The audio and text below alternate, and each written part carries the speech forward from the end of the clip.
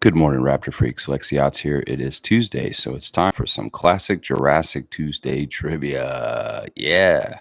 We'll do a little bit of talking and then we'll start the game. So, not too many comments. I'll read what's kind of in there already and we'll get right into the questions. As you can see from the back of the head on the picture, today's classic Jurassic is on Amir Johnson, number 15 for the Raptors. My favorite number 15 for the Raptors in the history of the Raptors. Amir Johnson's a real one, guys. I have posted a link in the chat of interview with him from about 4 months ago with a guy named Philip Drost, a very interesting YouTube channel that's doing covering Canada basketball, Canada general, and basketball in Canada in general, like Toronto Raptors and Team Canada stuff. And he had a half-hour interview with Amir Johnson earlier this year that was absolutely fantastic. Everybody should watch it after this, and you will see why I value Amir Johnson over Vince Carter as a Raptors alumni. Now, most people will be like, Lex, it's Vince Carter, bro. What are you talking about? Yeah, go listen to Amir Johnson and know things like this, that Amir Johnson, the whole 6 years that he played for the Raptors, he never left Toronto. When the offseason would happen, he never went back to LA. He never went anywhere else. He stayed in our city the whole 6 years he played for our team and on the offseason. And he went to Wonderland. He went all over the place. He hung around and just stayed in Toronto because he loved Canada so much. In fact, in that interview from 4 months ago, he said he has not left Toronto really because his daughter still goes to school here and he comes up here all the time. He still has a house here. He hasn't played for us since like 2015. This is 10 years ago. So it's kind of amazing Amir Johnson's connection to the city of Toronto. And in some ways, it's so real and pure. Rolling with Amir was a real thing, and it was awesome. He would get together with fans all the time and do all kinds of fun stuff. So we're celebrating Amir right now because tomorrow's his birthday, y'all.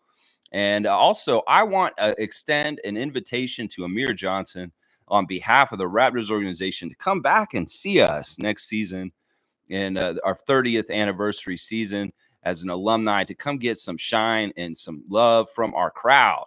Come down there and wave to us, Amir, and come say hi. I'd love to see that next year because you're a great part of our history in our last 30 years. 6 years of service on the Raptors, loyal, loving, and just an amazing teammate. I mean, look at what he did to his hair in this picture.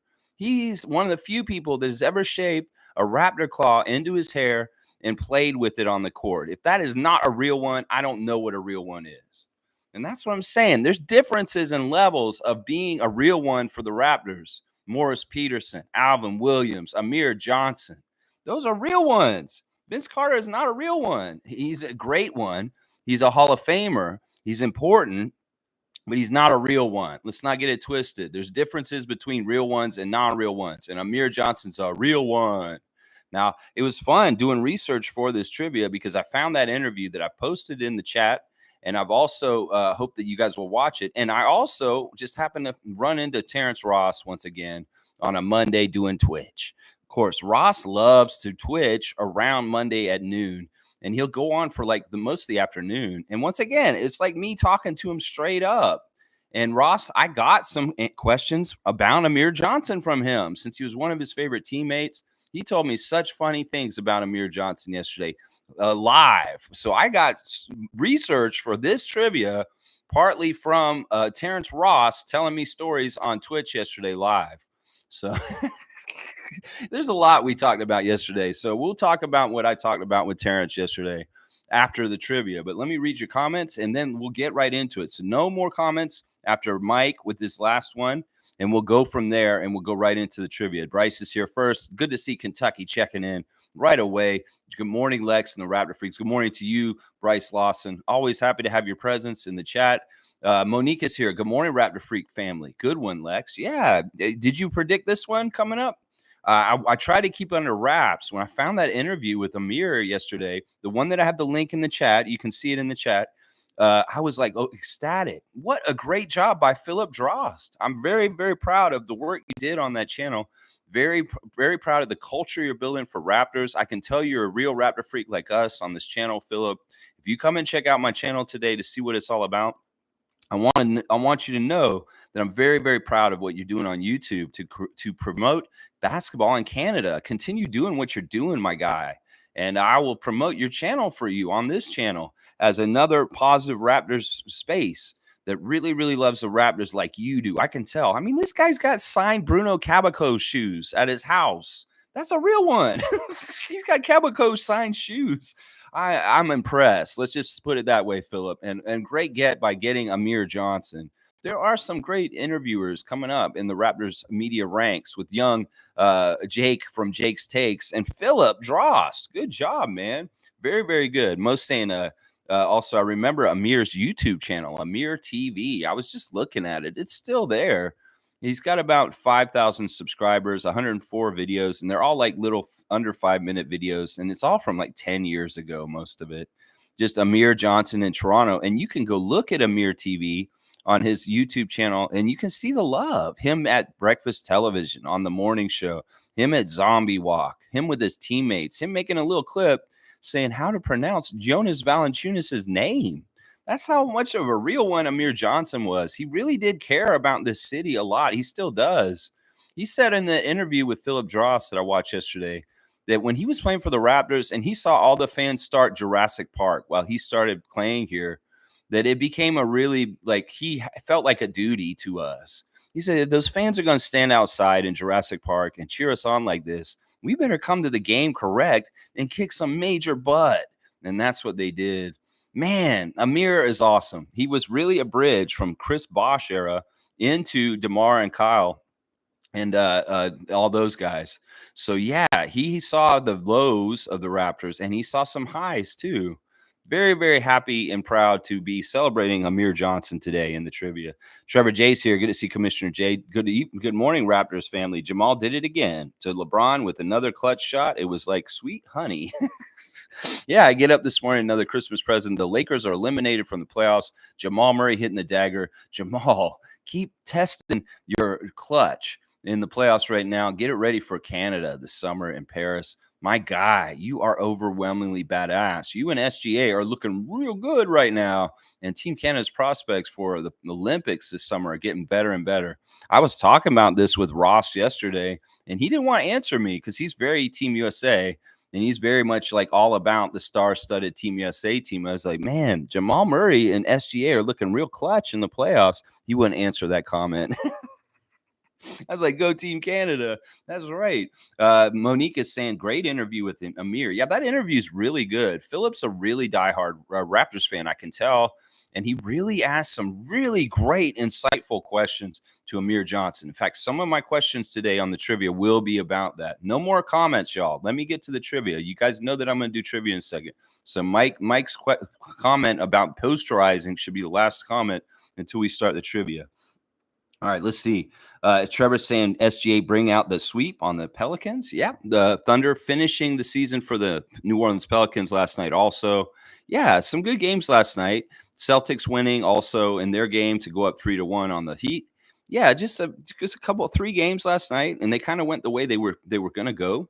Ahmed is here today. Good to see Ahmed today. I know you missed last week, so I'm glad to see you. You're here today, Ahmed, for the trivia. Of course, our number 2 in the trivia standings. We want to keep this competitive with Fiercey.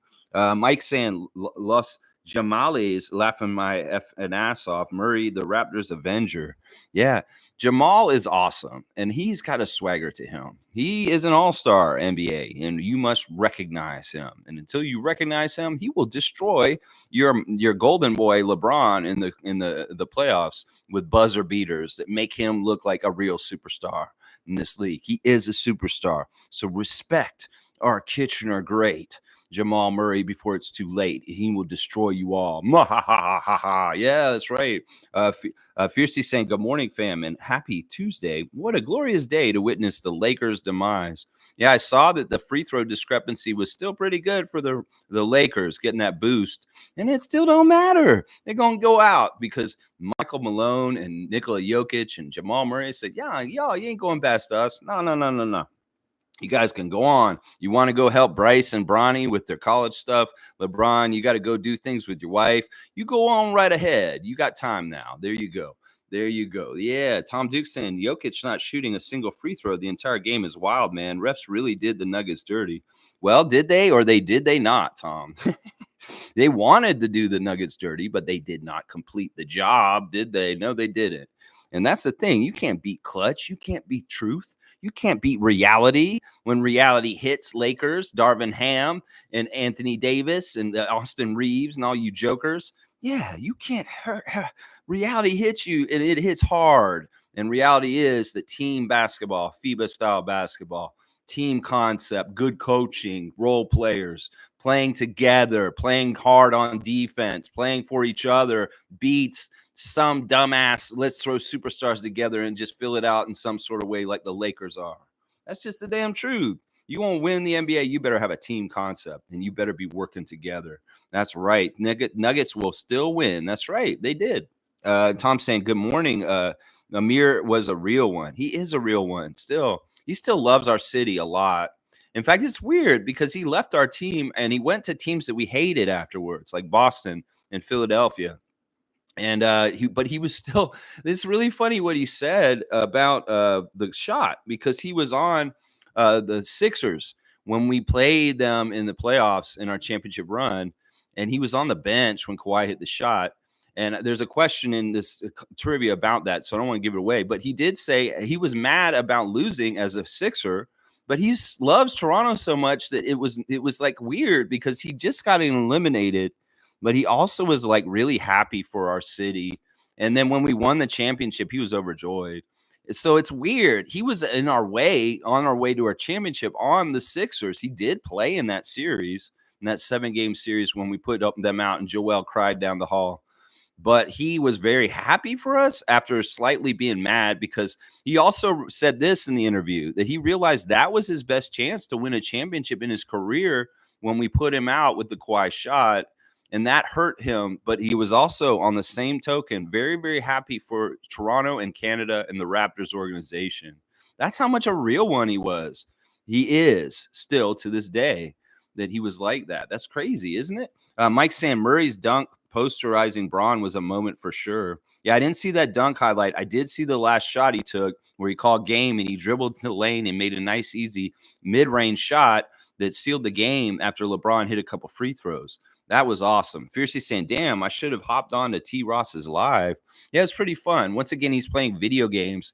He's playing WWE 2K, and he's Hulk Hogan, and he's fighting Finn Balor, and he's acting like Hulk Hogan is like Rob Van Dam. He's going off the top ropes and doing all this crazy stuff that Hogan would never do in his real life.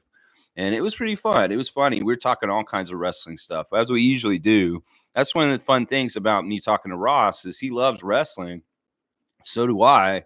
And we talk a lot of classic wrestling. He said that his son has just recently discovered ECW and WCW on Peacock back in the day wrestling, late 90s stuff that Terrence watched when he was a kid. And his son loves the old wrestling better than the new wrestling. Imagine that. He's enjoying ECW and WCW better than the current WWE product. Yeah, you go. And Ross said that his mom would not let him watch ECW when he was a kid. That was pretty funny. Yeah, let's see. Mike saying Amir was there for F Brooklyn in the next year. Yeah, Amir was there for important stuff. In fact, tomorrow, guys, we're going to do a Wow Wednesday that's very special. It's the 10-year anniversary of We the North. And tomorrow we're going to do a wow. It's 10 years of We the North tomorrow. And Amir was there when we started the We the North. We started Jurassic Park. He was there for a lot of very important stuff. He was there at the very beginning of Kyle and DeMar. And he was there with Jonas. Yeah, he's just a really overlooked, not appreciated enough Raptor. And that's why I wanted to do the trivia on him today, besides that it's his birthday tomorrow. But also because in some ways, I want to get him more recognition, him more spotlight for his part in the Raptors' history. Because he's really, really, really important. Yeah, really important guy. Let's see. And Mike, Amit's already looking up all of his stuff to get ready for my questions. Well, I'm going to say right now, some of these answers are not able to be looked up. You guys are going to have to guess on some of them. It's going to be funny. This is a little bit different than the normal trivia. Let's just put it that way. Let's see. Amit saying, I just peeped Amir Johnson's basketball reference page. Apparently in his rookie year with the Pistons, he was a small forward. Yeah, I remember that. Amit saying, "Oh, I'm sorry. Only heard that after I sent the message." Yeah, just it's all good. You guys just chill. Isaac's got my cutoff. Seymour's here. Salute from the Mountain Time region. The North is Raptors region. That's right, Minnesota.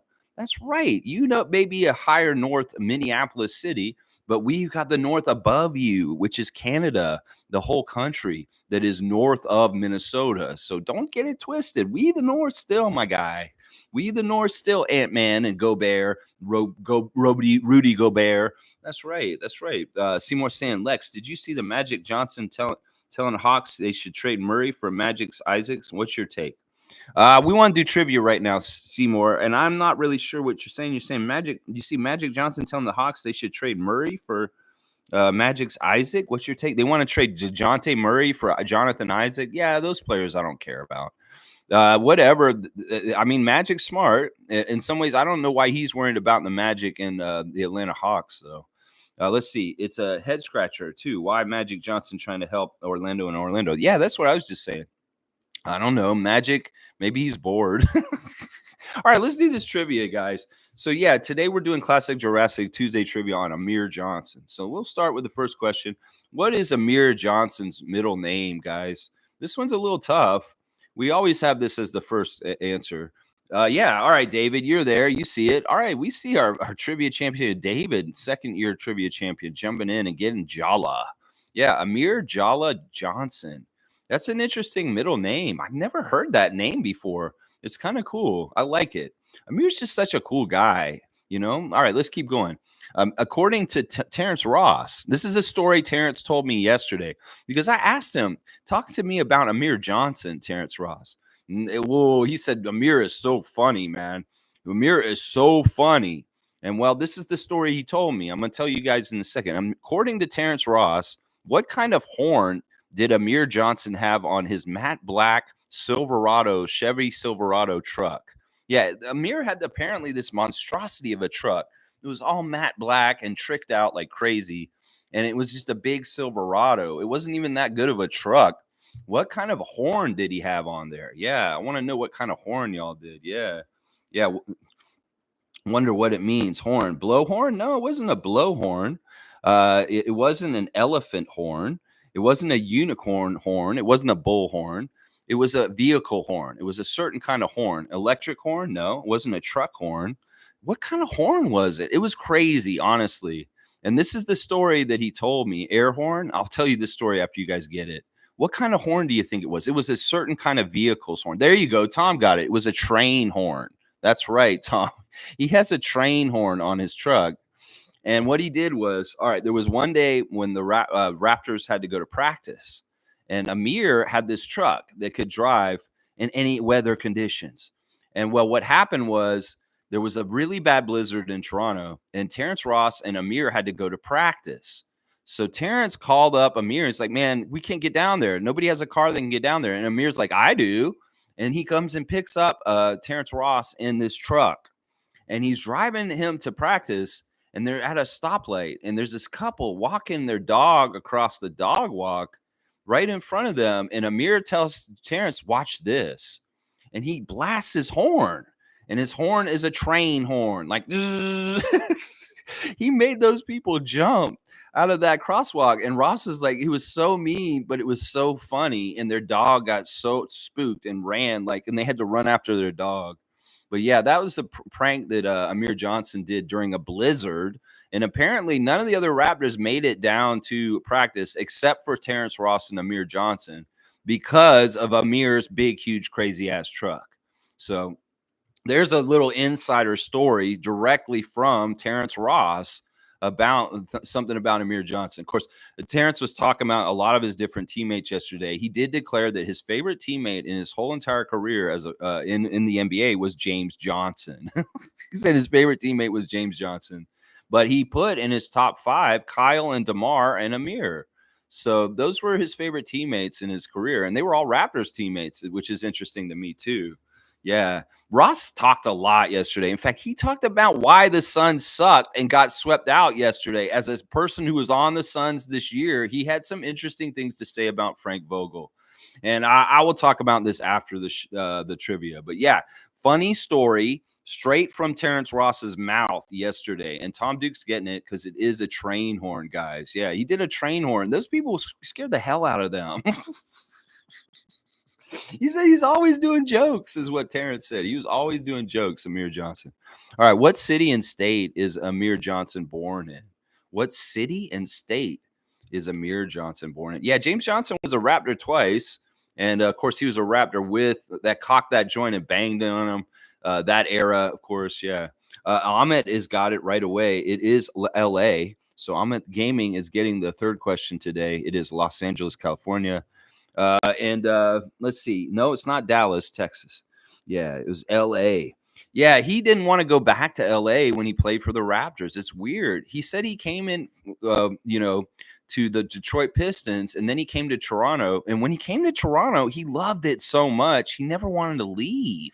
When the offseason would happen, he would not leave Toronto. He'd hang around the whole summer here, would not go back to the States. And he did that all 6 years he was on the Raptors. That's a real one, y'all. He didn't even want to go back to the States. He wanted to just hang out. It's crazy. Yeah. Yeah, it's pretty cool. All right, next question is, what Big Three team did Amir Johnson play on? He's played in Ice Cube's Big Three, guys.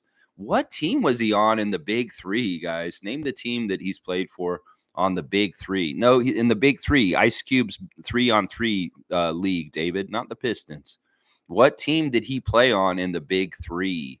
Yeah, you know that league that Ice Cube wants Caitlin Clark to play in? That's right, Amit, you got it. He's on Trilogy. Trilogy is the name of the team. He played a couple seasons on there, and it's weird because he actually played it on those seasons while he was on the G League Ignite also. So very, very interesting stuff. You know, Amir's career recently has been weird. He's been on the G League Ignite for a couple of years, and then now he's been an assistant coach for them last year, but they've disbanded the G League Ignite. So I wonder if maybe he could come up to Toronto and look into maybe being an assistant coach on our staff somehow, some way, because he does seem like he's ready to go into coaching at this point. And, maybe he could be the coach of the 905. I don't know. That's another name I would put in there. Maybe is something like that. Yeah.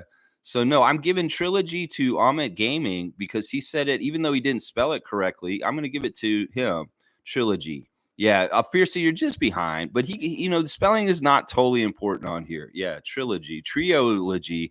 I get it, but I know what he meant. Yeah. I know that the spelling, you guys are going to be sticklers. Well, I'm not going to be totally a stickler like this. I'm going to put in the name mostly right. So, all right, let's see. Question number 5. Amir never left Toronto in the offseason for 6 years, citing 2 summer events that kept him here that he wanted to be around every year. Yeah. Yeah, David, I don't care about that. There's going to be misspells on spell corrects and stuff. What are the 2 if summer events that he liked to do when they were here? Cubana is not right. I'm not going to give you that, but I'll give you Carabana. Fiercey, you're getting Carabana. There's one other festival that he would hang around in Toronto for every summer that he really enjoyed. Yeah, let's see. OVO Fest is right. Bryce has got the other one. Yeah, it's OVO Fest and Carabana. This dude is a huge fan of both, and he would hang out in the summer for both. So there you go. Good stuff. Yeah, Amir loves Toronto. In fact, we were talking about Wonderland with Terrence Ross yesterday. I said, Terrence, did you ever go to Canada's Wonderland? He's like, Raptors freak. Oh, my gosh. I would live there in the summer. As soon as it got warmer, I was out there all the time. We'd all go out there. DeMar, everybody.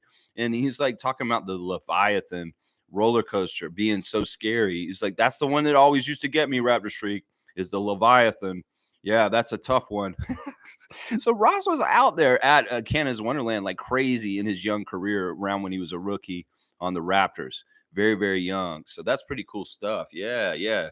The 2 answers were Carabana and OVO Fest. In fact, he really loves Drake. Amir Johnson's very big fan of Drake's, just so you know. In fact, let's do this question. What Drake album did Amir Johnson give out to the public on the street on Yonge Street? He went to like HMV and he like bought all the albums from the record store because he wanted the public to get it. And he took them outside and handed them to people on the street when Drake came out with this new album. What was the album's name? Which Drake album did he hand out for free on the streets of Toronto? He went to 2 record stores on Yonge Street bought them out and just handed them out. It's crazy. Views is not right.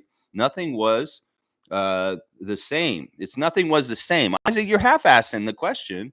You better full ass it, my guy. So Isaac, you better full ass it. Nothing was the same. That's right. That's the right answer, Isaac. That is the name of the album that Drake put out, that Amir went to the store and bought them all. That's a man of the people right there. Of course, Amir had that program called Rolling with Amir, where he would just hang out with his fans and take them to medieval times and like Ripley's Aquarium, take them all over the city and just have good times with the fans. This is what I'm telling y'all. We can't retire number 15 for Vince. We have to retire it for Amir Johnson. I'm telling you, this guy was a saint. He was giving Drake's albums out to people on the street.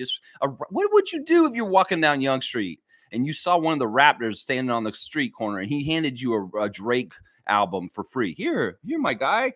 Here you go, youngster. Here you go. I would be like, what? That's awesome. That's what I'm telling you. This guy is a real one. I love Amir so much. The more I did research about him yesterday, the more I realized we really do need to celebrate and talk about him more and more, especially here on the Raptor Freak channel. Yeah. Nothing was the same. Isaac, you messed up spelling that, but it's all good. We're going to give it to you.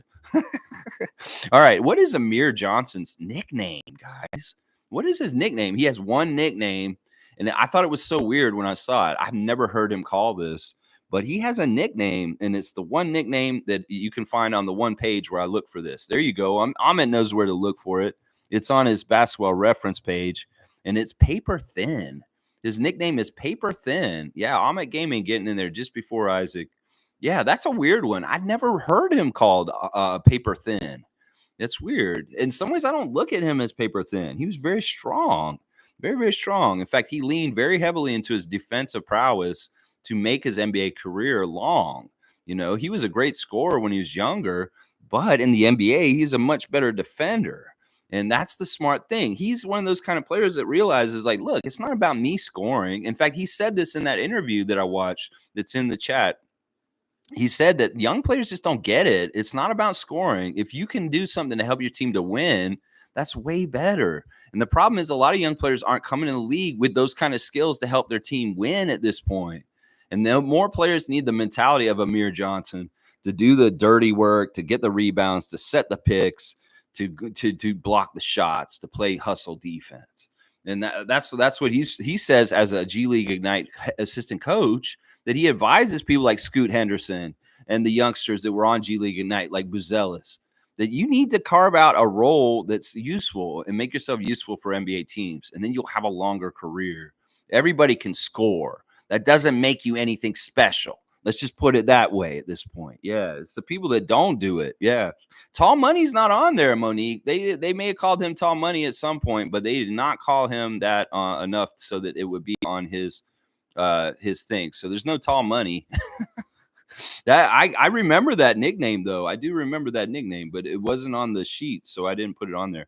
All right, guys, what is Amir Johnson's career high in a game, and what team was he on? What was his career high in a game? What was the most points he ever scored in an NBA game? And what team was he playing for at that time? 32 is right, Amit. 32 is the amount that he scored. Amit knows where to look. Raptors is right. So I'm going to give Seymour the team. It was the Raptors. He was on the Raptors when he did it. It was 32 points. Yeah. All right. Good stuff. 22 on the Celtics. David, what? No. Amit was behind on the Raptors, but he got the number. All right, next question. What is all right, let me see what this says. What is the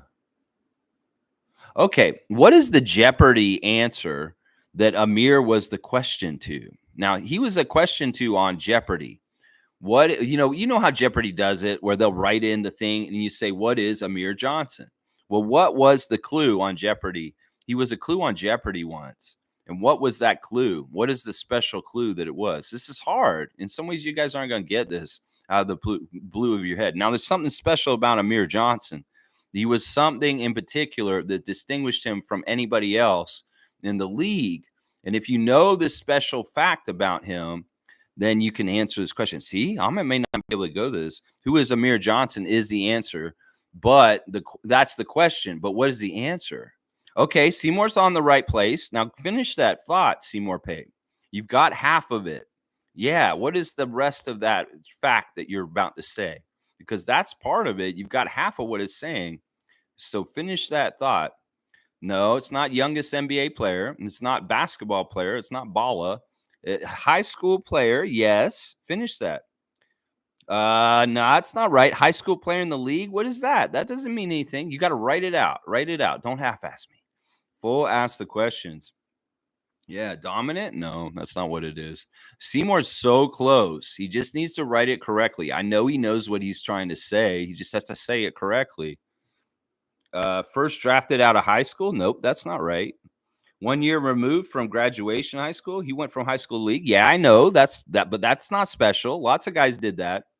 Lots of guys did that. First high school player from California? No, no. Yeah, he's directly drafted out of high school. But what is the special factoid about that? You guys don't know it? I may have to teach you guys today because honestly, Isaac, uh, Seymour's so close. He went from high school to the league. No, you guys aren't getting it. Like Kobe, often people think Kobe is this person, but it's not Kobe. It's Amir. It's Amir. You guys are wrong. First kid directly from? No, not the first. There's a lot of guys that came from high school straight to the NBA way long time ago. No, you guys are wrong. No, you guys are not getting it. In some ways, I'm going to say, yeah, David finally got it. He was the last high school player to go directly into the NBA. So I'm going to give it to David. That's what I wanted. He was the last high school player to come into the NBA straight from the high school. They changed the rule, and Amir Johnson is the very last player to ever come directly from high school to the NBA. Some people think it's Kobe, but it's not Kobe. It's Amir Johnson. So David's getting it. That's what it was. He was the very last player. And the clue said, this is the last player to come from high school to the NBA directly. And who is Amir Johnson? That was a Jeopardy clue. So David got it. David got it. That's the answer. There you go. This is in-depth stuff. I told you, you can't just do what Amit's doing and just look everything up. Yeah. You said that earlier. I didn't see you write it out exactly right. Yeah, the last. He was the last one to do that. Yeah. Didn't Dwight Howard come directly from high school? Yeah, but he's older than Amir Johnson. We're talking about the last person to do it. When they changed the rule, the very last person they let in directly from high school to the NBA was Amir Johnson. They changed the rule after that. And everybody had to do at least 1 year of college after that, apparently. That's how they changed it. All right, let's keep going, guys. Let's see. What movie did Amir cite as what the Kawhi shot against Philly looked like from the bench? He said in this interview that I watched, watching the Kawhi shot go in from the bench on Philadelphia was like watching this very famous basketball movie. It was very much like that in slow motion. He named a very, very specific basketball movie that it looked like to him. So yeah, paid in full. That's not that's not it. Armageddon. Come on now. Space Jam. No. Above the Rim. No. You guys are all wrong on this. There was a very specific basketball movie that had a very, very famous slowed down part that he called it in this interview. Said it was like watching that movie when Kawhi made the shot. And we were all like, did it go in? Did it go in? And then it went in. You guys are just naming basketball movies, but you're not really thinking about which one this would be.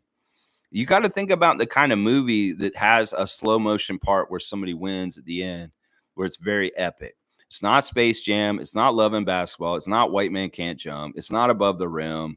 It's none of those ones. I want to see who gets this. He got game? No. Rudy? No. You guys are somewhat getting closer, but not really. Coach Carter? No. Hoop Dreams? No. It's probably the most famous basketball movie ever. It's probably the most important one in some ways too, because in some ways it kind of like, well, maybe it's not the most important, but it's maybe one of the most well done basketball movies. There you go. Mike got it. It's Hoosiers. Hoosiers is the one. Yeah, he said it was like watching Hoosiers, seeing that shot go in for Kawhi on the Philly bench. Yeah, it was Hoosiers. That's right. Good job, Logical Raptors fanatic, getting it. Yeah, let's see. How much money did Amir Johnson make in the NBA contracts over his whole entire career? The money question. You've never heard of Hoosiers? You need to watch that. Gene Hackman, Dennis Hopper. Let's see. Okay, how much money did Amir make in his NBA career? All right. Fiercely went and looked at it. It's 79 million. That's exactly right. Fiercely Salsera getting the number. No bidding war today. 12 million, way too low. 79 million is right. And Fiercely Salsera got it. Isaac's right behind there, though. Right behind there. All right, keep on going. Yeah, I wasn't going to round up because it was 79.4 million. All right, who was Amir's teammate the most in NBA games? Who did he have the most games with as a teammate in his whole career in the NBA? Who was the player that lined up next to him in the lineup the most games in his career? Jonas Valanciunas is a good guess. It's not right.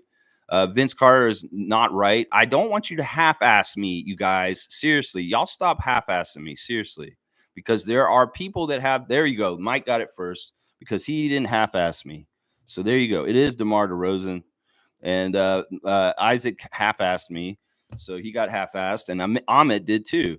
So Mike got the answer. That's what I'm telling y'all. Don't half-ass me on this shit. Seriously, y'all need to write full names in.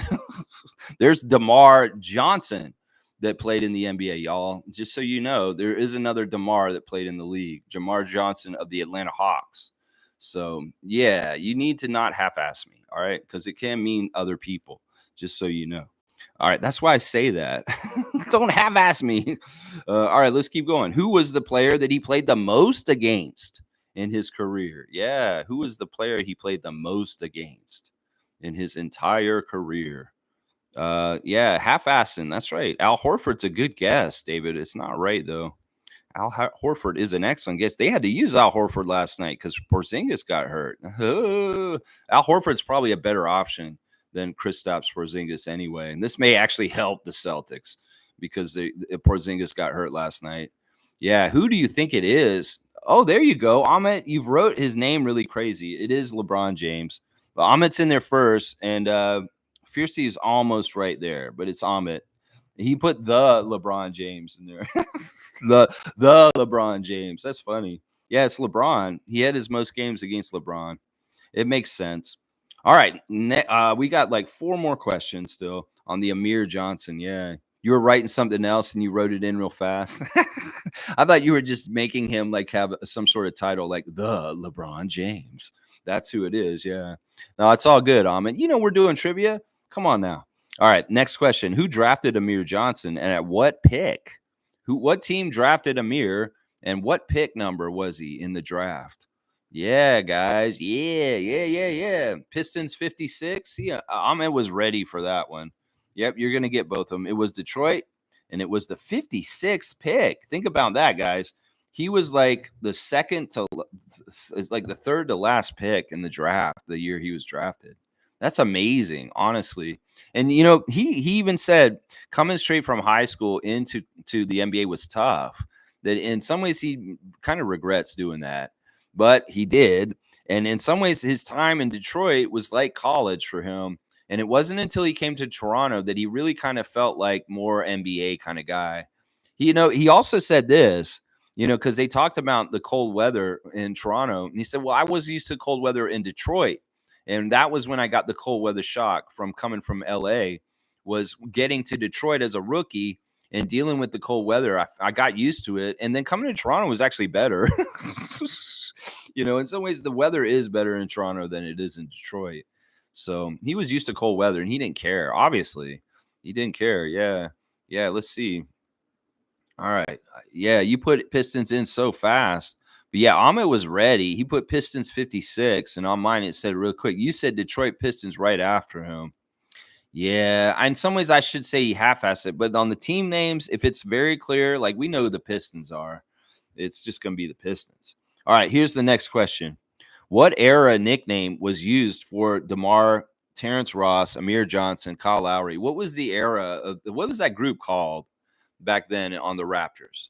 Well, when we had Terrence Ross, DeMar DeRozan, Amir Johnson, and Kyle Lowry, what was those guys called back then on our team? I want to know who knows their nickname. Yeah. Bench Mob? That's not right. Pound the Rock era? Well, that's the Casey era. That's kind of right. But no, I'm talking about the collective of those guys. They had a nickname in the league. You maybe a lot of people don't remember this nickname, and that's why I'm testing this. What was the nickname of those guys on our team? They weren't the bench mob. The bench mob was Freddie and Pascal and those guys. What was DeMar, Terrence, Amir, and Kyle when they first were starting out all together? When Terrence Ross was a rookie and those other guys had just shown up and they just started playing together, like around the beginning of the Masai era. It's cool. Amir Johnson was talking about the Rudy Gay trade and how it felt. He actually felt really sad when Rudy got traded, and that they had next man up mentality about getting better and better. And that's part of the reason why the Raptors got out of the mud. He's a big part of why our team culture got better and better. Amir Johnson. We don't talk about him enough. No, what was the name of the guys? Their nickname as a collective? Like those three guys in particular, Terrence, DeMar, Amir. Those three guys were called something, and there were magazine covers of them. Monique should know this. This is something that Mo knows for sure. What were we calling those guys? You could see them on a cover of a magazine, and it would show Terrence, DeMar, and Amir, and it had a name that was kind of describing them. That's what I want to know. They were a series of movies. If that's a clue that you want, the name of that, what they were, and that those movies were in the West. I might give it away right there. But yeah, this is interesting. You guys aren't doing as well on this as I thought. Some of these questions are tough. And like I said, I got them from like people like Terrence Ross. That train horn one, that was one that I'm really impressed that Tom got, because it's kind of obscure. You wouldn't know that unless you were watching Terrence Ross yesterday. Yeah, nobody's going to get this. Do I need to keep giving clues here? Because I will. There you go. There you go. Monique did know it, but it's not exactly right, Monique. Write the second one. The second name is not right. You're almost right. If you write the second word in, Monique, you'll have it. You've almost got it. You've almost got it, Monique. You just wrote the wrong second name. Yeah. Young Ones is a British comedy show that stars Adrian Edmondson and Rick Mail and Neil and them. Yeah, Monique got it. It's Young Guns. They were the Young Guns, guys. Not the Young Ones, the Young Guns. That was the nickname. And I knew Mo knew it, and I knew she was typing it in, and I knew she was going to get it. There you go, superfan Monique Lawrence. She remembers the Young Guns. Terrence Ross, DeMar DeRozan, and Amir Johnson. That's right, the Young Guns. That is the right name. I'm so proud of Monique getting this one. Getting in there and getting. You guys were writing Amigos, El Vacasio, Global Ambassadors, Three Amigos. No, Young Guns, Emilio Estevez, Charlie Sheen, Kiefer Sutherland, Lou Diamond Phillips, Young Guns. Shot down in a blaze of glory. John Bon Jovi. Come on now. Yeah, they were the Young Guns. I was talking to the Young Gun yesterday. Terrence Ross, Young Gun, retired. Yeah. All right, here's a really obscure question for Amir. And whoever gets this, I'll be very impressed. I'll be very, very impressed. In fact, there's a place you can find the answer to this. I won't tell you where you can find it. But yeah, here we go. Who did Amir Johnson wear a mask of for Halloween one year? Who did Amir Johnson wear a mask of? It's on his Twitter. If you can go find it, you will find out. There's a mask of a very famous person that he wore for Halloween one year. It was hilarious. Michael Myers, say, yeah, the mask looked kind of like that, but it's not Michael Myers. William Shatner, by the way. Did you know that the Michael Myers mask is William Shatner? It's actually a Captain Kirk mask is the one that he wears in Halloween. Let's see. El Zorro? No, it's not El Zorro. This is actually very Toronto-centric, this answer. Let's just put it that way. He wore a Halloween mask one Halloween of a very famous Toronto person. And yeah, I will see if you guys get it. We'll see. Somebody's scouring the Amir Johnson's Twitter at this point.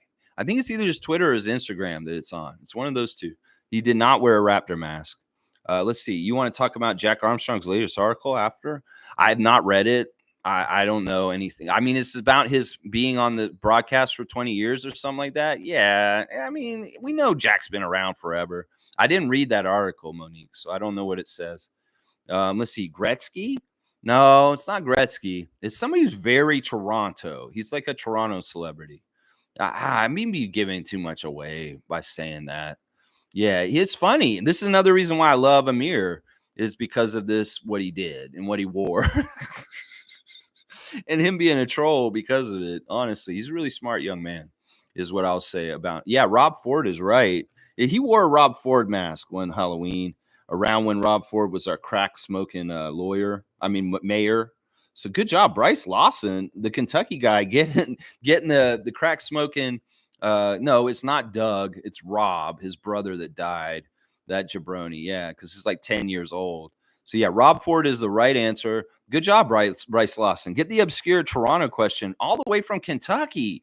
Bryce Lawson, badass. That was very good. Yeah, yeah. That was on. I believe it's on his Twitter.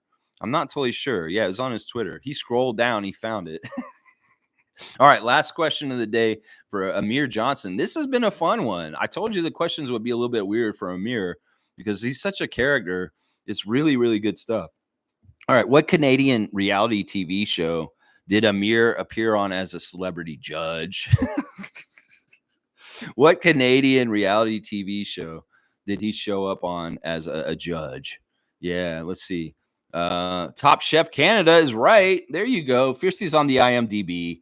I knew somebody'd be on the IMDb. You know that I'm going to go to each one of his pages and try and get a question from each. So there might be a question from Twitter. There might be a question from IMDb, a question from Instagram. Yeah, I'll do that. Yeah, good job, Fiercey. It was Top Chef Canada. He was a judge on that show once. So yeah, good job. A lot of different names getting questions today. So I'll add up the points afterwards, and we'll put the totals in the score. And of course, all the Cosmic Card totals are in there also. So you can see how people have been gaining in the game days since last week in the last trivia game. So good job. Bravo. Bravo. Good job celebrating Amir Johnson. All right, let's do the Cosmic Card just real quick while we got this. Let's see what's going to go on here for another extra 100 points. It's like the bonus round of the trivia. Let's see who I get. That'd be weird if I got Amir. Wouldn't that be weird? That'd be very strange. Okay, we got a good one today. This one's a little bit sad, but also I'm really happy to see this guy because I really do feel like this is an important NBA player from the past. It's pretty easy. I think you guys will get it. Don't half-ass me, all right? All right, here we go. You guys know who that is. I think you should. It's very much easy just from looking at that. In fact, this guy was on Survivor, guys. And he passed away a couple of years ago. I'm very sad about it, too. Yeah, I don't know. Who do you think? Yeah, there you go. Amit got it. It's Cliff Robinson. Cliff Robinson of the Trailblazers, of course, was on Survivor for a season as an almost 7-foot man. And they knew who he was, which was crazy. And they kept him around on the show for a good little while, even though they knew he was an NBA player with millions of dollars. Yeah. Thank you, 2K, for my basketball knowledge. Yeah, that's Cliff Robinson. Of course, the headband was signature for him. And he was one of those guys who came in the league very young and played very well. Had a long career with the Trailblazers for a long, long time. But yeah, sad that Cliff Robinson passed away like in recent years. Honestly, so yeah, that Trailblazers Cliff Robinson. All right, Amit, you get an extra 100. That'll help you get ahead with the trivia score at this point. All right, good stuff. All right, let's see what else you guys are saying. Random NBA players I saw on cards. There you go. That's the same. You guys just seen him on 2K. This is good. If the youngsters are learning about old players through NBA 2K, that's good stuff. That's what I like to hear. There you go.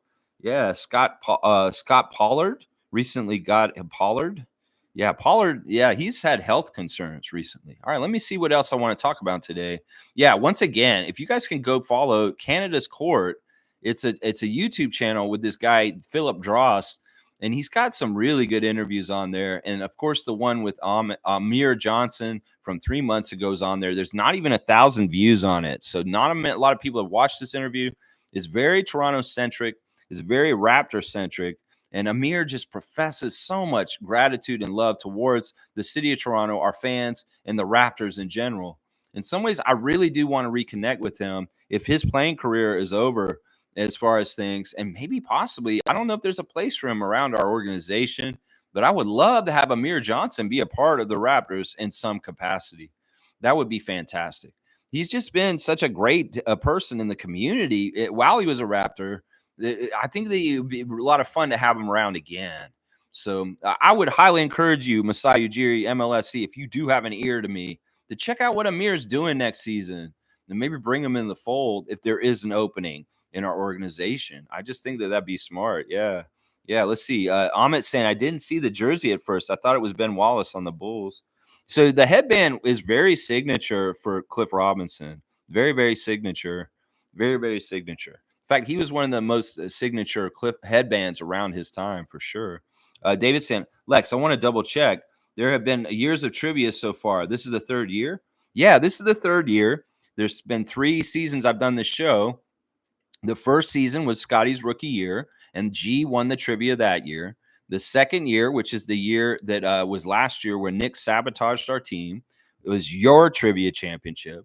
And this year, it'll culminate with the championship of this NBA playoffs. And it's looking like it's probably going to be Fiercely Salsera that's going to win this third championship. Amit's got an outside chance, but he really has to be here every day and trying to get these because these are 100 points each for him to catch up. And she's been getting cosmic cards while he's not been here. And that has given her a better lead. And that's a big part of it right there. Yeah, it was also signature for Big Ben. Ben Wallace, his fro was more of the signature in some ways. In some ways, there were 2 looks that Ben Wallace had. He had the puffy out fro, and then he had his stuff tied up and had a headband on also. But Cliff was always the headband, always the headband. And I always associated Ben Wallace with the fro in some ways. Let's see. David's saying G1 and 2000. Yeah, he J1 in the first season of Scotty. It's really go by Scotty. Scotty's rookie year, G1. You won in his second year, and Fiercey's going to win in his third year. And we'll see who wins in Scotty's fourth year. Because this channel's life is actually Scotty's career. I started this channel the first year of Scotty. So that's a good way of kind of gauging things. Let's see. Bryce is saying, I really want to come watch the boys live next season, possibly catch back-to-back home games. Toronto seems like a place I want to be. Bryce, that'd be awesome. If you come up here, if you make the effort, I will definitely hang out with you and go to a game with you. This is what we did with Tom and Isaac when they came to the city.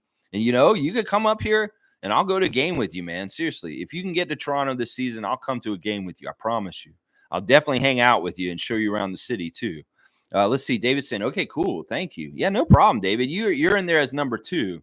G was the original champ, and he got a JYD signed practice jersey, and you got a chain. And yeah, you were going to get a Vince Carter bobblehead, but that went to Raymond Jacob instead. Yeah.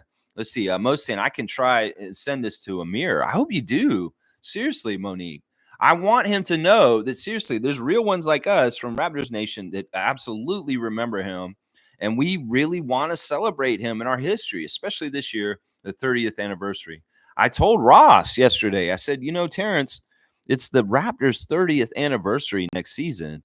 And will you come to Toronto and come to our games, one of our games, and come get a ovation from our crowd as an alumni now that you're retired?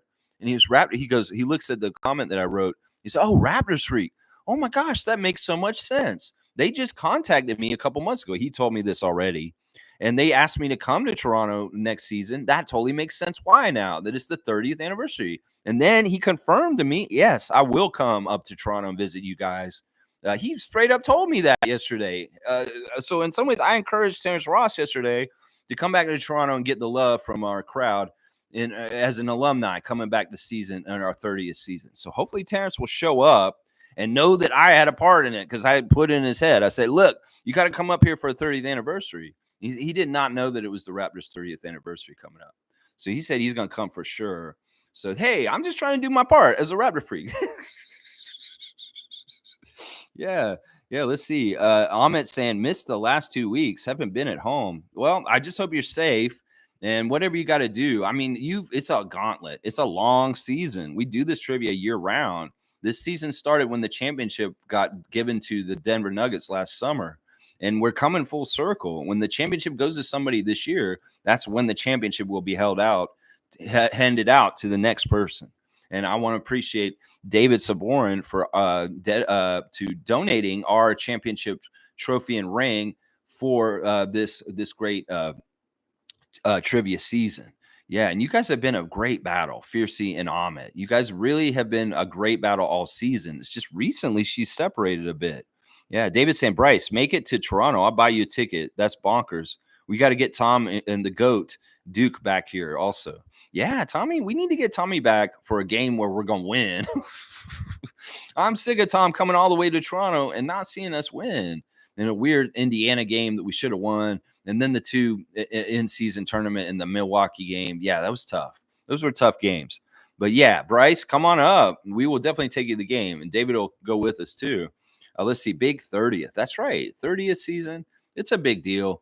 And hopefully Terrence Ross and Amir Johnson will show up at games this season and get the applause and the shine from our crowd.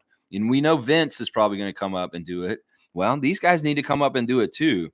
Our other dunk champion, Terrence Ross, and our great community, kind of awesome, just fun guy, Amir Johnson. He needs to come back and get that shine too. That's right. Fiercey saying, Amit, no day off for me. This stream is 2W. There you go. See, Fiercey rides with me every day. She's here every day, and that's what the work is put in. She does it every day. The consistency, just like Siakam. That's what gets her to where she gets to. It's that consistency. Just like Siakam. I'm telling you, that's a big part of everything. Consistency can get you a lot of places. And that's part of the reason why I'm dedicated to do this every day. Because the consistency of me doing this every day, it matters. Y'all can depend on me at 9:30. If you want to talk Raptors, well, you got somewhere to go no matter what. And that is important to me. And that's what I like. And it's a big part of this community. Let's see. Fiercey saying, Amit, no days off. That's right. Amit saying, and you have to remember, I wasn't even here during the summer while I was in Toronto. Yeah, I mean, you've done very well, Amit. I've been very impressed. And plus, a lot of my trivia is historic. And it goes over the whole 30 years of the Raptors. And a lot of it, you were not born yet. Since seeing as you were born sometime in, like you said, 2009. Yeah, I don't even think that's half of the history of our Raptors. That's almost about half right there. So it's very impressive that you get the older stuff, like Cliff Robinson. Seriously, that's very impressive because you are a younger guy. Let's see. Most saying W Streamlex. Keep at it always. Good times. Times approaching. Go Raptors for life. I love that you got young guns, Monique. I love that so much. That's just so cool. And remember, guys, we're going to celebrate Monique's birthday on June the 8th at the NBA restaurant on Queens Quay in Toronto. It's the only NBA restaurant in the league. It's the first one they opened. It's like a Hard Rock Cafe for the NBA. And we're going to go down there and check it out and have some good food and celebrate the superfan Monique Lawrence's birthday. I hope that as many of you guys can come. I know that it's a little bit far off, and maybe you haven't got your whole schedule planned out for around then yet, but keep it in mind. It's a Saturday afternoon. It's easy access because there's a parking lot, and there's, it's very nice. It's on Lake Ontario right now on the water on Queens Quay. So I hope more of you will come on down for the superfan Monique Lawrence's birthday extravaganza. NBA restaurant, June the 8th. That's right. Let's go. Let's go. Let's go. Let's go. All right, let's keep going. Let's see. David saying, my God, that Indiana game was like watching paint dry. You were in Toronto and you missed the meet and greet. What the fuck, Amit? Well, we have to say this, David. Amit is underage, and in some ways there's rules on YouTube about like trying to meet underage people through your channels. In some ways, I would like to wait for Amit to be an adult, and then it won't be so shady and weird in some ways. It's not that it's shady or anything. It's not like there's anything weird going on here. It's just that when he came to Global Jam last year, you've got to understand he's a minor. And in some ways, we've got to allow Amit to grow up and be an adult, and then it won't be so creepy, him trying to come and see middle-aged men in Toronto. Does that make sense, what I just said? And YouTube is very like worried about this. In some ways, they worry about people coming on YouTube and being an influencer and grooming. And I don't want to be a groomer for Amit. Amit's a young man who's a great young man, very smart, very good Raptors fan. But in some ways, I'm not trying to indoctrinate him into any kind of weird thing. It's just a Raptor freak family. It's harmless, but you can see where people would be a little worried about this. So in some ways, we got to let Amit. He's getting there. He's a teenager. He'll be an adult soon. Yeah, he's 15. So in some ways, it's just not appropriate. Yeah. So that's why I'm very impressed with how well he does on the trivia. Seriously. Mike saying 30 Raptors of the 30 years list are coming. That would be cool. Like if we could do that, Raptors MLSE, could you get 30 past Raptors and make it a 30 Raptors in 30 years kind of extravaganza? And you just get a list of really cool alumni guys like Morris Peterson, Amir Johnson, Alvin Williams, Terrence Ross, and just put each one of these guys, get them each a game. Don't put them all together and have like 5 of them in a row where you water it down. Let's make each one get a night, like Muggsy Bogues night, Charles Oakley night. Come on, y'all. Let's do this right, MLSE. Yeah, knowing y'all might get like a whole string of them and put like 10 of them out on the court all together, which is fine. I get it. And they may be happy to see each other and kind of hang out and see each other and reminisce. But in some ways, it's kind of cool doing 30 nights of 30 vets over 30 games, home games during the season. And you think about it, that's most of the home games. There's 41 home games. We use 30 of them. You have an alumni. It may be really hard to schedule and get it all coordinated, Anton Wright, but maybe you guys can do it. That would be kind of cool. Yeah, it'd be very, very cool. Yeah. Bryce is saying 15 is crazy. Good work, Amit. Yeah, if he's only 15 years old, and in some ways, once again, I will say, I'm not trying to groom Amit the GOAT. He's just a young man who found my channel. And in some ways, he's a big Raptors fan. And I want to encourage that. That's the most important thing right there. Yeah. Fiercely saying, in Bozo, no dirty play tonight, please. Take your losing ways elsewhere and rest up for the Olympics. Although it's not as if your presence will make a difference. Bam. Fiercely so mean to Joel Embiid. I love it. I'll allow it. So good. So good. Yeah, we'll have to see if the Knicks eliminate the Sixers tonight. Let me give you your ref report for the games tonight. These are the referees for the Philadelphia at New York game, pivotal game 5, where Philadelphia could get eliminated tonight, and that will be just so much fun. 2 nights in a row, Lakers out and the Sixers out, 2 nights in a row. Ooh, that's awesome. James Capers is the crew chief. Curtis Blair is the ref, and Nick Booker is the umpire. In Milwaukee for the next game of Indiana and Milwaukee, it's Scott Foster running the show with Sean Wright and Sean Corbin. So he's got the 2 Seans with him. And then in Cleveland, for Orlando at Cleveland tonight, Tony Brothers, of course, the notorious ones there, with Tyler Ford and Carl Lane, the Star Wars fan. So there's your ref report for tonight. Who's wearing what? Tony and Scott Foster, both running games tonight. So, yeah, be ready for that. There you go. Mischief saying, how much money you think the Raptors are signing Emmanuel quickly for, Lex? I'm not totally sure. I mean, I don't know how this is going to go. In some ways, hopefully it just goes real smooth and everybody's happy. In some ways, I can tell Emmanuel's like Pascal. The money stuff, in some ways, he wants to get paid. Sure, he's a businessman in that way, but in some ways, he's not really a businessman. He just wants to focus on playing and playing games and getting better as himself. And that's a good way to be as a player. In some ways, if the player's too worried about the figures and the money, then they don't have the right things that are a priority for them. The priority is to get better as a player and to be concentrating on being good as a player. And that's Emmanuel's concentration. In some ways, the money stuff is stuff for his people to work out for him. And I don't know. I don't know how this is going to go with them. I have no idea, like whether there's going to be other offers from other teams. I know we speculated on this channel recently that there's a gentleman's code or to an extent about not trying to mess with people's restricted free agents. But I don't know. I don't trust everybody in the NBA. And we'll just have to see how this goes. Once again, business ambiguity is the biggest question mark around Emmanuel Quickley and him coming back. But I think it's pretty much a slam dunk he will. And everything's going to line up right. I mean, why waste our time? Why waste his time messing around this half season and really get things, good roots established in the ground, just to yank that plant out of the ground and transplant it in another yard? Yeah, that don't make no sense. He's put some roots down the ground already with Scotty on COD, 2K, and they're friends. As you know, let me do this. Let's do the Instagram check real quick, because this will tell you right here. First of all, McCurr is quoting Nipsey Hussle. Nothing happens overnight. Stick to your script, and something real will happen. There you go, McCurr. We got Miles Burns at the comedy night doing comedy, stand-ups comedy, I guess, somewhere. And those young ladies he had on his Instagram stories the other day, those were his cousins. And he's asking everybody to chill out on the comments. Chill out on your comments about his cousins, y'all. Y'all are going crazy over his cousins. Dubber Don is in Dubai living that city boy's life. And I love that Seymour did this on our Raptor Freak Facebook group. He posted, so Delano, is this why you got traded, bro? Because just be a hooper, not a street don. Shaking my head. Yeah, this is funny. Thanks for sharing this, Seymour Pay, by the way.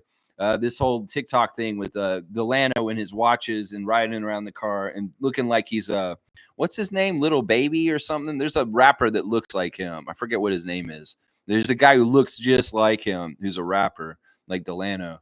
Yeah, I get this. In some ways, I understand now why the Raptors may have traded him or not signed him back, So, but yeah, all right, Scotty, there's some interesting things about Scotty on Instagram right now. First of all, Emmanuel quickly posted a year-end post on Instagram, and in the comments section, there were all kinds of activity.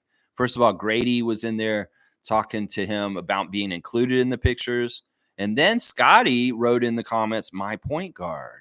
And I love that. There was a lot of interaction on there. Emmanuel talking back and forth with Grady and Scotty in the comments section on Emmanuel's post. And Scotty took the post and put it in his Instagram stories later.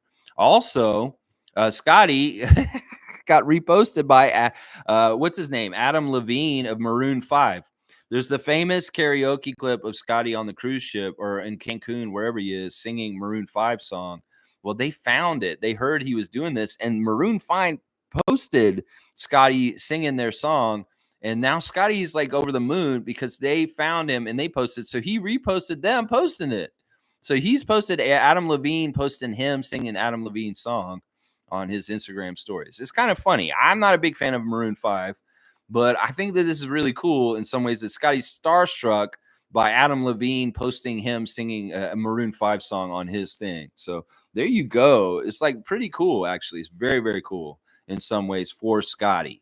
Utah is back in Japan. We see him with his family and friends, which is awesome. Lloyd got some new shoes, and I wrote him about this after I saw them. They're very OKC colors, orange and light blue and yellow. And I wrote him, I said, those are some nice shoes, Lloyd. And boy, those are some OKC like tones on there. And he's like, that's right. That's what's up. And I was saying, they're going to beat the Pelicans tonight? And he's like, yes, sir. So I was talking to Lloyd yesterday in the comments, which in the messages on Instagram. That's pretty cool. He actually responds to me still. So Raptor Streak's still cool with Lloyd, which is good.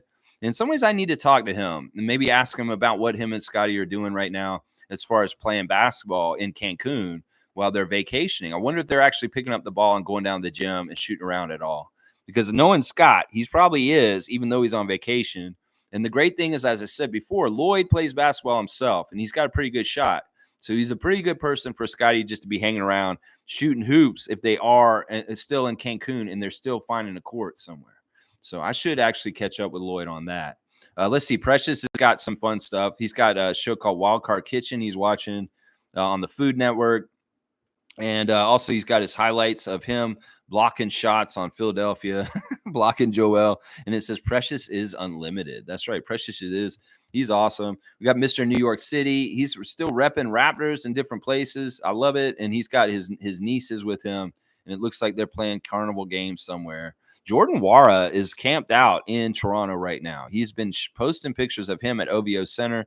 And then last night, he posted the tower in blue for the Maple Leafs and their playoff struggles. So I love that Jordan's in town right now. This really, really bodes well for Jordan Wara being a Raptor next season. The fact that he's hanging around so long after the season's over in our city, still taking part at OVO Center. So I really do feel like in some ways Jordan is ensconced and he will be a Raptor next year, even though he's officially not right now on a deal for us next year.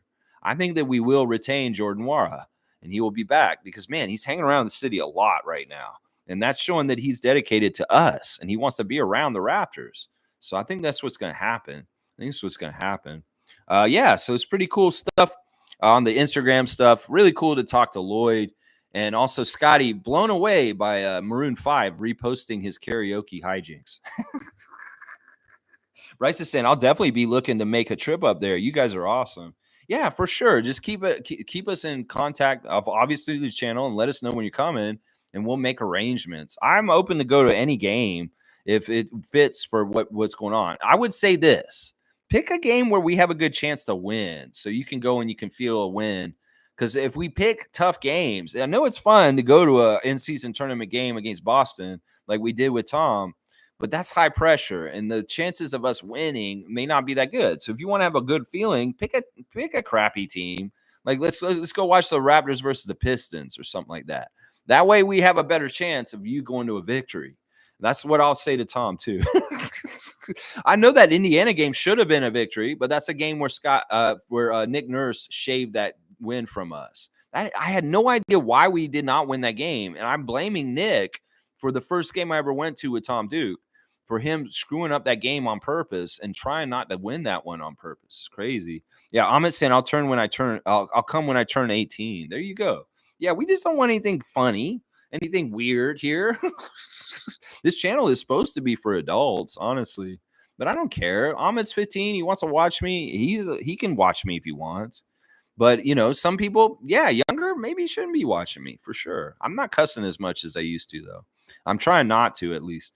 Fiercely saying, Amit, very basketball savvy for that age. Keep it up. Knowledge is powerful and cultivates your mind. There you go. Fiercely saying, Amit is my daughter's age. Laugh out loud. Yeah, you've been competing with Fiercely Junior's class. That's pretty impressive, seriously, that you guys have battled all year. David is saying also, Ahmed is awesome. Way to go, dude. Yeah, I love the diversity of it. You may not win the trivia this year over Fiercey, but I have a feeling you're going to win the trivia at one of these years coming up. Don't give up. You're going to win it one of these years, Ahmed, the way you play. That's right. Yeah. Monique saying IQ's Instagram posts were awesome. They are awesome. And I love all the interaction between all the players on there. Even Precious likes IQ's post, and he didn't even play with him. He likes Precious. Precious likes IQ. That Precious comes in there and likes it too. He never played with IQ. They got traded for each other. How did that happen? Dennis Schroeder gets on there and makes a comment. Time to get paid, Brody, is what he said to him. He's like, time to get paid, Brody. So it's like there's no ill will between Dennis Schroeder and Emmanuel Quickly, because in some ways it seemed like Emmanuel came in here, took Dennis's job, and Dennis got traded after that. In some ways you could say that's kind of what happened. But Dennis has no hard feelings, and they're friends. And in some ways, Emmanuel doing the freeze or Dennis doing the Skipley, that's fine. They're buddies. They have it. They're cool. They're cool. Wayne saying LeBron has been expunged. I can give Wayne a dunk just for that. LeBron has been expunged. You got the Kareem Abdul-Jabbar 33, my guy. I guess I should say that maybe is Antonio Davis 33. Let's see. Pelicans next, and then Nick and Embiid combo. Boston's still with us. However, we will see Cleveland flying under the radar. Jamal Murray, the ultimate closer. Yeah, we were talking about Cleveland and Orlando, me and Ross yesterday. Terrence Ross, of course, a huge fan from Orlando. And we both agree that it's true. The way that Orlando beat Cleveland in the two games in Orlando was overwhelmingly big. They routed them. In some ways, there's some psychic damage, some mental damage to the Cavs right now that they're going to have to deal with because the Magic beat them so bad down in Orlando. It'll be interesting to see how things go as far as things tonight in Cleveland once again. Orlando's got to win one on the road, and that's what Ross said yesterday. Orlando's just got to win one in Cleveland, and they're going to win the series against them. And I agree with him. I think Orlando's going to get past them. And they will be playing the Celtics, not the Cleveland Cavaliers. In some ways, and this is what Ross agreed with me on this. This is the crazy thing. I'm talking basketball stuff with a former NBA player that just retired last year, and he's agreeing with me in a lot of my takes. I said the Cavs their problem is that they have to have Donovan Mitchell shoot well for them to succeed. And if Mitchell is not having a good, efficient game, they're screwed. They don't play well when he is missing more than he makes. And that is the big problem for them. Mitchell is too important for them to be having to be playing better. And then Ross turned around and said, if Karis LeVert would average more points, they'd be all right, but he's not showing up. That's what Ross said himself. It's really fun to watch talk playoffs with Ross.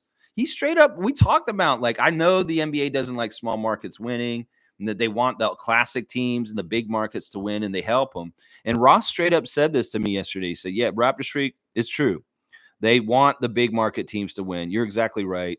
but it's not that it's rigged. In some ways, they do try and get that to happen, though. So I'm not crazy in some of my conspiracy theories because Terrence Ross is confirming them, talking to him on Twitch yesterday. It's like, yeah, the NBA will try and guide things on the down low to help the marquee matchups happen, like the Lakers versus the Celtics. Yeah, they tried to guide LeBron last night. Well, he's been guided right on out of the playoffs by Daddy Malone.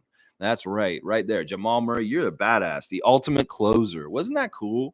Wasn't that cool? It's so cool to see him like this. I want him to do this for Canada this summer. I want him to do that. Yeah, Amit, thank you. You're welcome. You're awesome. Trevor's saying Bucks can be out tonight. Philly could be out tonight. Milwaukee could be out tonight. Wow. Dumpster fires burning.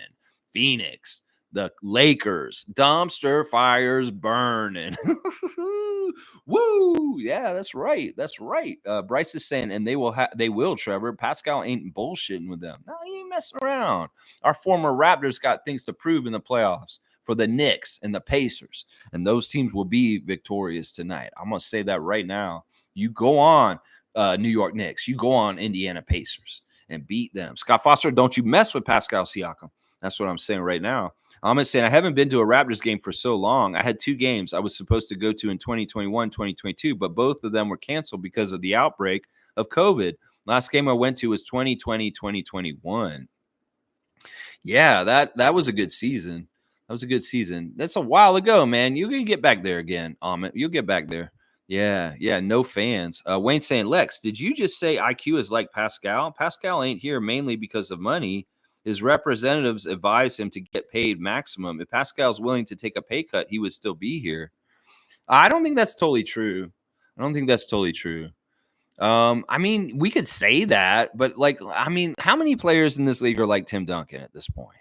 Not very many. Not very many people are going to be doing that. In some ways, it's a dog-eat-dog world. As Cool Cat would come in here and say for player rights, she'd say the players should get paid as much as they can when they can because their time is limited with their bodies and athleticism.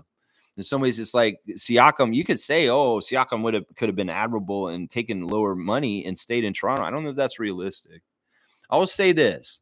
The only thing I was comparing was their attitude is that they like to concentrate on basketball and that they don't care about the money stuff. In some ways, the money stuff is a headache. They don't want to talk about it. They know it's a necessary evil. They know it's a necessary part of the whole business of the NBA. But in some ways, they don't want to get caught up on it and dwell on it or think about it overly or that much. That's what I was trying to say. That often when money questions come up to people like Siakam and Quickly, they have the same answer. I have people that take care of that for me. And I just don't want to be involved or thinking about it. That's all I was trying to say, Wayne. I don't know how his management is compared to Todd Rampere. I don't know. In some ways, we'll also have to see how Siakam does things this summer. You know, maybe he isn't taking as much money as he could to help Indiana out to stay there. I don't know. In some ways, we didn't see Siakam's move with his deal yet because the deal hasn't happened. That's part of the reason why we had to trade him this trade deadline is because the deal this summer is probably a price we can't pay. We're going to lose him for nothing. So we traded him for some assets before. So we don't know what Siakam's price is yet, just the same as Quickly. And I don't know. They don't have the same representation. So we can't say this for sure. It was really the mentality that they are about how they play, and they don't really worry about the money side of things because they don't like that side of things. I can tell. That's what I was trying to say. They're the same. Amit saying, I have to go make some dinner. Peace out, y'all, and have a great day, y'all. Yeah, that's right, because he's in Israel. So he's like on a total different time zone. He's in dinner time. So go have a good dinner, Amit. Good job. I'll add up the score and come check in the comments later to see where you got to. I think you did get the most points today. So maybe you caught up a little bit on Fiercey. We'll have to see. Fiercey's saying it's a compliment for Adam Levine to repost. Oh, I'd say that for sure. For me, it's just that they're a band to me that's cheesy. And I've never liked them. And that's me being a snarky kind of a jerk. In some ways, it's a great thing. If people are fans of Maroon 5, go ahead. Scotty is. And Scotty is like totally starstruck that Adam Levine would post him singing his own song on his Instagram. That's a big deal. I know Scotty's starstruck by that. Because in some ways, who would young Scotty have ever thought that Adam Levine of Maroon 5 would post himself on his Instagram singing his song. No, I don't think Scotty could have dreamed of that happening.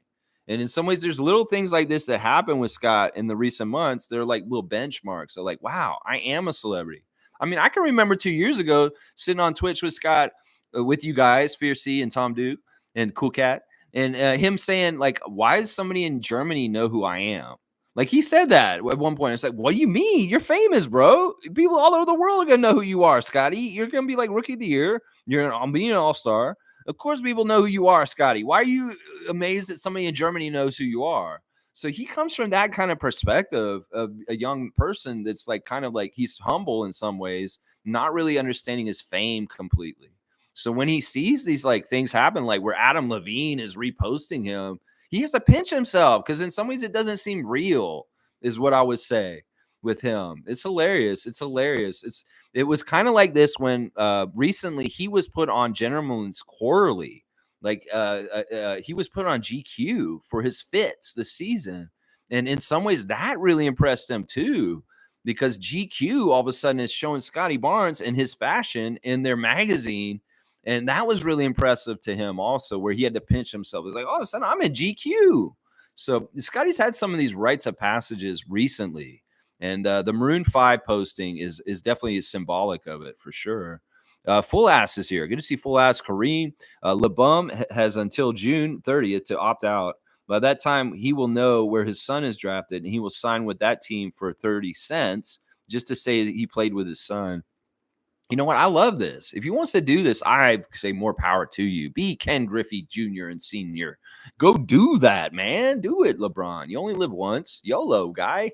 And if you want that opportunity to play with Bronny, we'll do it. We'll have to see what happens. I don't think anybody's going to draft him. You know, LeBron said something last night after the game that he's like said that Bronny's still trying to decide whether he's going to enter the draft or not. He said that in his post-game conference last night, saying that I have one son that's on the fence about going in the draft or not going in the draft.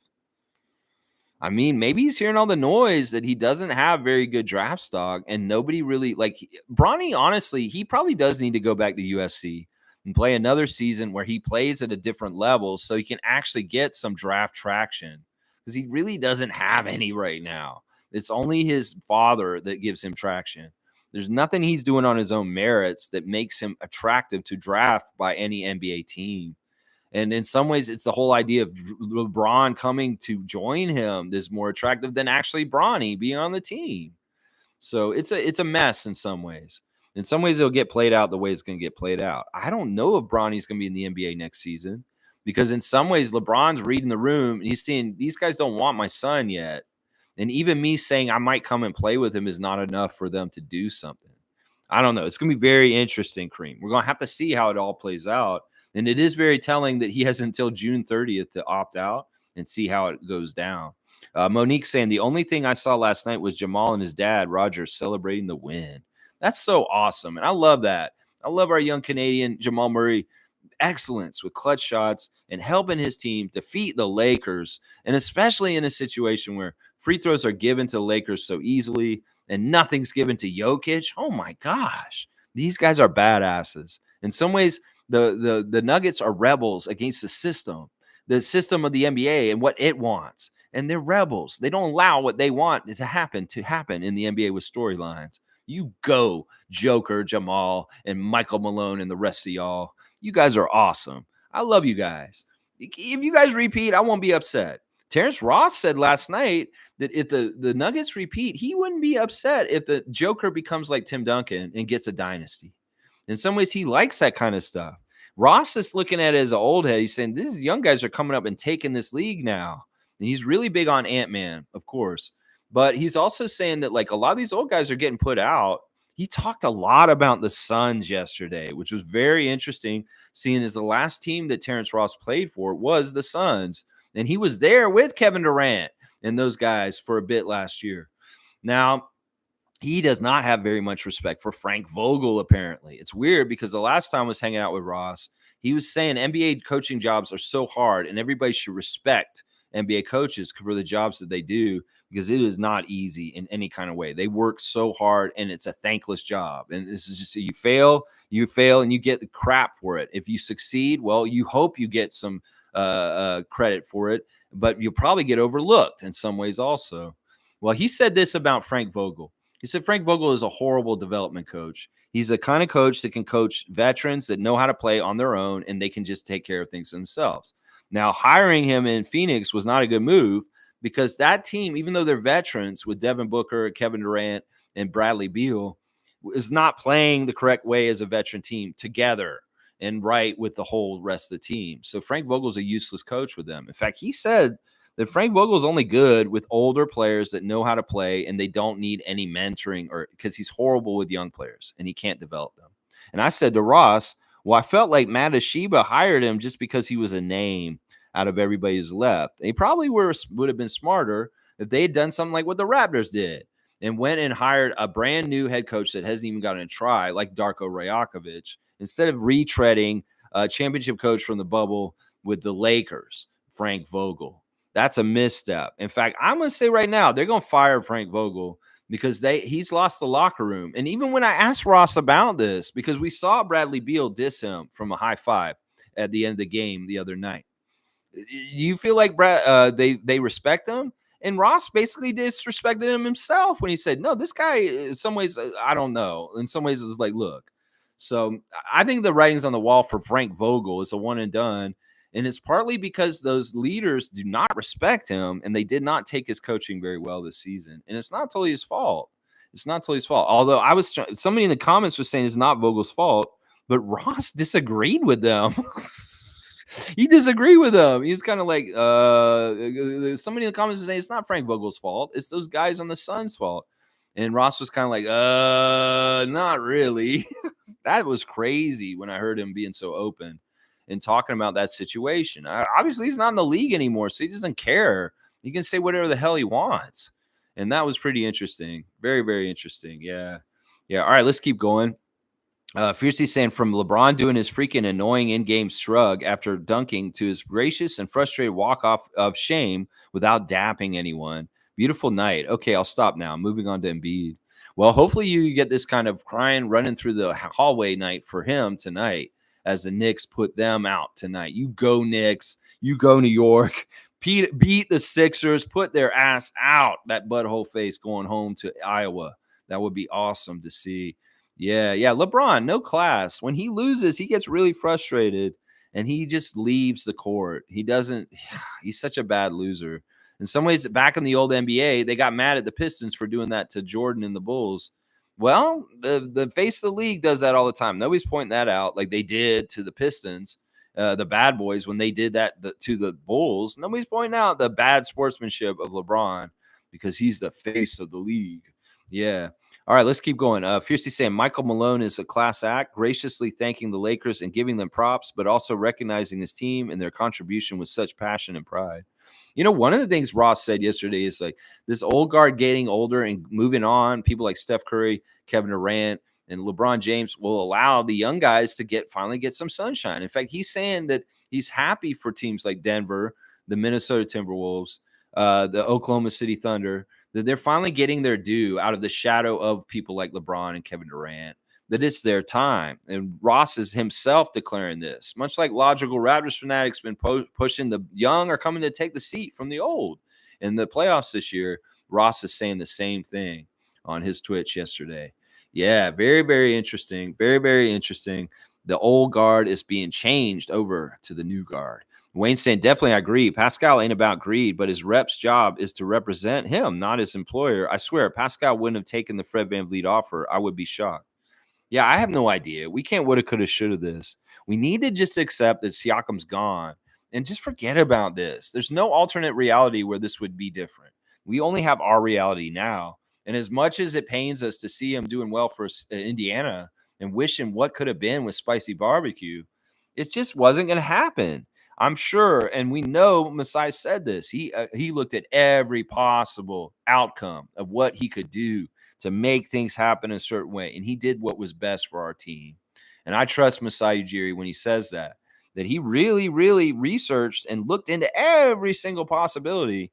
And this is what he had to do in the end. I'm just going to trust that. It doesn't matter if Todd Rempere is greedy. It doesn't matter if Siakam actually really want to stay here. And if he had taken just a little bit of pay cut, he would stay. It's just what happened. We can't woulda, coulda, shoulda this. And we need to move on. We have a nucleus for the future, and we're proud of Siakam and his path and his NBA career so far. And as it continues past us, we'll be proud of him also. We just got to be this way. I mean, yeah, Freddie's a different person, and that's for sure. Kareem saying, did we talk about Murray dunking all over LeBron and did the shoulder shrug? I didn't see the dunk, but I saw the last shot, the clutch shot, and him making it. Yeah, if he trolled LeBron last night, good for you, Jamal. In some ways, you're the epitome of the overlooking of the Nuggets championship and the Nuggets team because you're not an all-star. And meanwhile, you're one of the best playoff performers in the last 6 years of the NBA. He really seriously is. This guy comes in and he just scores in the playoffs like crazy. Think about those crazy games in the bubble with Jamal Murray. And think about what he's doing now. It's like the postseason is Jamal's season. And I'm very proud of him. And I'm proud that he's Canadian. I will say that right there. Yeah. If he did a shrug or trolled LeBron, he deserves it. All the overshadowing in the last couple of years, talking about the Lakers on ESPN and other media places, and not talking about the champs, not talking about the people that deserve it, and talking about a 500 team with a aged old GOAT. Yeah, that's an insult. Jamal Murray deserves the spotlight. Michael Malone deserves the spotlight. Joker deserves the spotlight. And y'all stop talking about the Lakers so much is what I will say right there. That's right. Let's see. Kareem's also saying, did you guys notice when Jamal was bringing the ball up, he was looking at his dad at half court and was basically hinting, yo, dad, watch this. That's awesome. Of course, once again, I don't watch the games, but I love hearing about the games from you guys in the comments and what you guys have to say about them. I love that story. I'll bet you did do that. Yeah. And you got the knives and your cutoff. All right. Blackhawk saying, oh my God, our 31st pick will be used for Bronny. LeBron signs with us and we will win the East 2 years in a row. That would be so weird. I don't know if Masai's writing that kind of story for us. I mean, think about that. If we drafted Bronny at 31st, I'm going to do the brain exercise for this. What a circus that would be. In some ways, I don't know how Scott would feel about this. What would this be like? Would we screw things up with Scotty Barnes because we did this? That's what we have to think about, Neil. That's the weird thing. It's a weird thought exercise. In some ways, I'm like, nah, come on now. Maybe this should be the Thursday think tank. Maybe we should talk about what should happen with Bronny. Bronny on Toronto, then LeBron on Toronto. That'd be crazy. LeBronto with LeBron on Toronto. That would be very weird. I don't want to do this. I really, really don't want to do this. It doesn't seem like this seems like New Jersey Nets, Brooklyn Nets or Phoenix Suns stuff with Kevin Durant. And it's just a mess and it's not going to work out in a good way in any kind of way. It seems like it's a quick, easy route. And we know how quick, easy routes can be in your life. They are not really good and they don't actually work out. So that's what I would say about this. I would think about the Brooklyn Nets and their situation. And, well, do we really want that kind of situation here? Blackhawks saying Suns should have not traded for Beal. Yes, that was a huge mistake. The two sharpshooters from different places, Washington and Portland, that moved last year were two of the biggest mistakes the two franchises made last year. Bradley Beal to the Suns and Damian Lillard to the Bucks. Two huge, colossal fails. And these teams thought they were just doing so good for their teams. In some ways, I was suspect on both of them right from the start, especially Drew Holiday leaving. And I was like, why do you need Bradley Beal, Phoenix? You got Devin Booker. Why do you need Bradley Beal? Trevor's saying they said the Suns is the most expensive roster in NBA history to get swept. You know, it's crazy. I saw what the totals of the three main guys totals is 666. Isn't that crazy? $666 million is what's owned to those three guys. If that's not the sign of the devil and the messed up things, it's getting hot in the desert with the Phoenix Suns with that kind of a roster for just three players. That is literally the total of their three. Did they know this when they did this? They should have figured the money out. They'd be like, yeah, we're going to pay you just a little bit more. So it's 667. I don't know if they knew this, that they got Iron Maiden's the number of the beast. It's the payroll for Kevin and Devin and Bradley. That's crazy. I saw that the other day. I was like, what? 666? That's what they're paying them, y'all. $666 million. Isn't that crazy? That's crazy. Blackhawks saying they were swept with a broom made of diamonds and gold. Diamonds and pearls. This is awesome. Fiercey saying, we never know what the future holds. Pascal may spin the block in a few years. And yes, Jamal definitely did the shrug after LeBron shrug. So definitely trolled him. I love that. Good job. Jamal Murray, you're my hero. I've liked you more and more as time goes on. Our two big guns for Team Canada, SGA and Jamal, more and more over time. I love these guys more and more, especially this playoff and the clutchness and the leadership they're showing for their teams, respectively. It's awesome.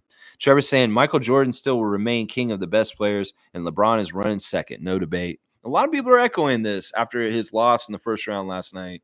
Yeah, Jordan would never have gone out in the first round ever in his whole entire career. And that's a big part of some of the things that people say with the argument about the GOAT, is that Jordan would never allowed something like last night to happen. And LeBron, I'm sorry, bro.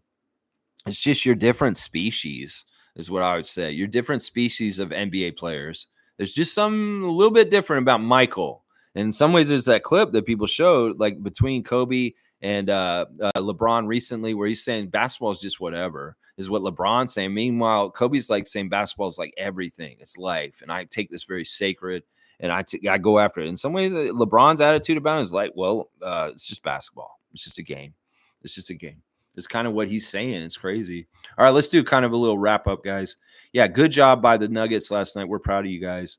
Good job by the Thunder last night. And, well, Miami, you got beat last night. It's too bad. But, hey, the Celtics can close you out in the next game. And, well, I'll just hope the next round somebody's going to get them then. All right, y'all, I set up the WNBA Fantasy League, and I want y'all to come and join it. We have half the league already filled. There's 5 out of the 10 league teams already in there. Now, if you want to get in this league, in some ways I got to get let me see if I can give you guys a link. I'll put it in the chat. And you guys can that are watching me right now, if you aren't in there and you want a team and you haven't had access to it, you guys need to go to this link right now. There's only 5 out of the 10 spots left. It's in the chat. Click on that if you want to play WNBA Fantasy with us. The draft will be a week from this Sunday. It'll be a Sunday special report. We will live draft on the stream on Sunday morning, May the 12th. That's 2 days before the first game of the WNBA season. So the Sunday special report a week from this Sunday will be our WNBA draft on this channel, just so y'all know. So please get in there while you can. There's not a whole bunch of spots. Like I said, there's only 5 spots left. So you guys are going to have to get in there and get those 5 spots while you can, because they're going to be gone very, very quickly. All right, let's see. A happy birthday to Luis Scola. That's right. We got a birthday today. It's Luis Scola's birthday, the great Argentinian player. He is 44 today. And Luis was talked about yesterday about Ross. Ross was talking about Luis Scola because somebody brought him up as a teammate. Of course, Terrence Ross played with Luis Scola on the Raptors, and he said a lot of cool things about Luis. He said Luis is one of the most humble guys. He's really awesome. He's a really nice guy. And in Argentina, he's like a king. He said that when he's down in Argentina, everybody treats him like royalty in that country because of the way he played for the Argentinian national team and just his whole legacy. And that's true. Luis Scola, his NBA career is something, but his FIBA career is way more something. And that is what he's more famous and a legend for in Argentina, is for his work with the Team Argentina national team over the years in FIBA competition. So happy 44th birthday to Luis Scola, former Raptor. We've done a Tuesday trivia on him already, or I would have done one on him, but there's one in the archive if you want to go learn more about Luis. But yeah, Ross liked him as a teammate also. Said he was a lot of fun and kind of a fun, crazy teammate on the Raptors when he played with him. So there you go. Yeah, good stuff today, guys. Thanks for watching me. Thanks for playing trivia. I'll add up the scores. And the Cosmic Card of the Day, Cliff Robinson. Good job, Amit. And we will definitely have the scores up for you guys shortly. All right, thanks for watching me. I'll be back tomorrow for Wow Wednesday, commemorating 10 years of We the North, our slogan. We'll be celebrating We the North on Wow Wednesday tomorrow, the 10 years of We the North, and when that originated 10 years ago this week. So, yeah, let's celebrate our culture, Raptors fans, and people like Amir Johnson, a great standing outstanding, awesome character, and somebody who really embraced our country and our city and really does truly love Toronto to this day. His daughter goes to school here right now, and he comes back to Toronto all the time because his daughter is living here and going to school here. So Amir will always have a tie to our city. And come on back. And hopefully Masai and Bobby can hire you, my guy. And you can be some sort of like, I don't know, coach or community ambassador, whatever. He's a fun guy. We should have him here doing fun things with the community because everybody loves Amir Johnson. Rolling with Amir once again. All right, y'all. Thanks for watching me. Please like, comment, subscribe, share, and maybe even join the channel and join up on our WNBA Fantasy League, please. All right, I'll see y'all tomorrow, 9:30 a.m. Let's go Raptors. Thank you, Amir Johnson. We love you, and I hope I'll see you around the Raptors' 30th anniversary season. You too, T. Ross. Great hanging out with you yesterday also on Twitch. Let's go Raptors.